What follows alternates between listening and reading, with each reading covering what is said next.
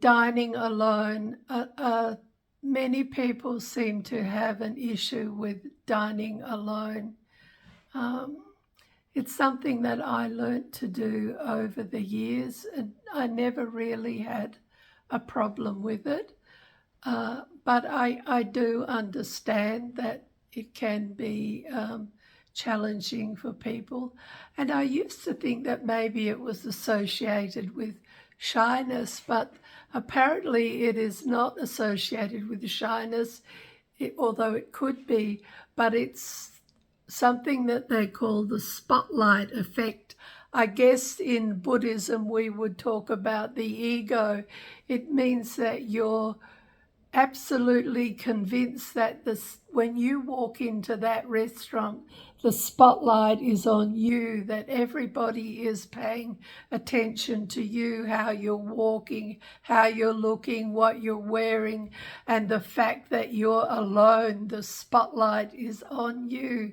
And the fact is that they've actually done social awareness tests, and people are not aware of you because they're all too busy in their heads being aware of themselves and thinking people are looking at them and paying attention to them, or they're absorbed in their meal, their partner, and these days their phone.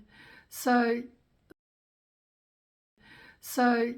maybe take that into account if you're one of those people that's concerned about going into a restaurant and having a meal on your own. It's really a great place to go. I enjoy people watching in restaurants, and I usually have a phone with me because often I'm editing clips for YouTube, or chatting to someone, or catching up on the socials, emails, etc. And I've also used journals to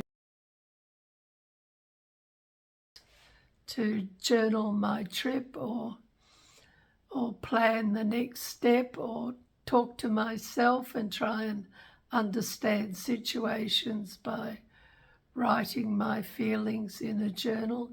So you can take props with you into the restaurant if that helps, or go do practice runs to a nearby town or city and take yourself out for a meal.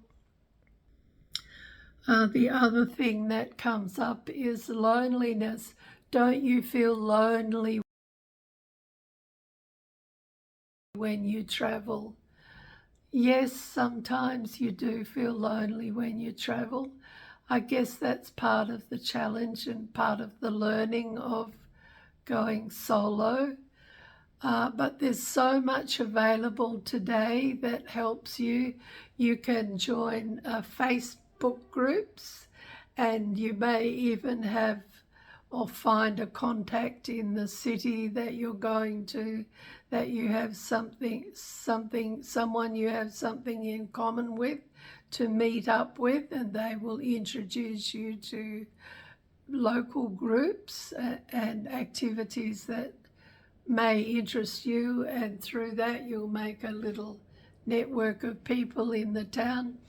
Walking tours are fabulous. I always love the walking tours in London. You just learn so much on those walking tours, and usually at the end of them you'll stop perhaps in a pub, and and you can talk to your fellow travellers there, and you may strike up a friendship or an acquaintance, someone just to share a day's outing with. There's also an organisation called Host a Sister, which I've been involved with a little bit. I used to just day host or evening host women who were visiting Siem Reap in Cambodia, take them out to some of the great places to eat or visit, or introduce them to good reliable drivers and so on. So host assister is definitely something I would look into. Some of them do actually host people in their homes overnight. I didn't do that, but I was a day host. So you might like to just find a day host, and that breaks things up a little bit, and using your WhatsApp to call folks back home.